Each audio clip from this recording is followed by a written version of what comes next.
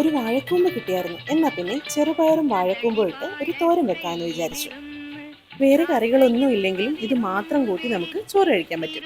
അങ്ങനെ വാഴക്കൂമ്പെല്ലാം അരിഞ്ഞ് അതിൻ്റെ നൂലൊക്കെ കളഞ്ഞ് കഴുകി വൃത്തിയാക്കി ഊറ്റിയെടുത്തിട്ടുണ്ട്. ആദ്യം തന്നെ കുറച്ച് ചെറുപയർ വേവിച്ചെടുക്കാം. ഒരു 100 ഗ്രാം ചെറുപയർ എടുത്തിട്ടുണ്ട്. ഇതൊന്ന് കഴുകി വൃത്തിയാക്കി 1/2 ടീസ്പൂൺ ഉപ്പും കൂടെ ഇട്ട് കുക്കറി വേവിച്ചെടുത്തിട്ടുണ്ട്. ഇനി ഒരു മൺചട്ടിയിൽ കുറച്ച് വെളിച്ചെണ്ണ ഒഴിച്ച് കടുകും കറിവേപ്പിലയും ഇട്ട് അരിഞ്ഞു വെച്ചിരിക്കുന്ന വാഴക്കൂമ്പും കൂടെ ഇട്ട് ഇതിനകത്തേക്ക് 1/2 ടീസ്പൂൺ ഉപ്പും 1/2 ടീസ്പൂൺ മഞ്ഞൾപ്പൊടിയും ഇട്ട് അടച്ചു വെച്ച് വേവിക്കാം.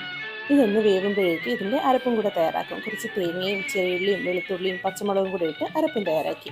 ഇനി അടപ്പെടുത്ത് വേവിച്ച് വെച്ച ചെറുപയറും അരപ്പും കൂടി ഇതിനകത്തോട്ട് ഇട്ട് ഇളക്കി ഒന്ന് അടച്ചു വെച്ച് ഒരു 2 മിനിറ്റ് ഒന്ന് ആവിയേറ്റാം. ഇപ്പം നമ്മുടെ വളരെ ഹെൽത്തി ആയിട്ടുള്ള വാഴക്കൂമ്പ് ചെറുപയർ തോരൻ ഇവിടെ റെഡിയായി വന്നിട്ടുണ്ട്. വീഡിയോ ഇഷ്ടപ്പെട്ടെങ്കിൽ ലൈക്ക് ചെയ്യാനും ഷെയർ ചെയ്യാനും മറക്കല്ലേ. ചാനൽ സബ്സ്ക്രൈബ് ചെയ്യാനും മറക്കല്ലേ. താങ്ക്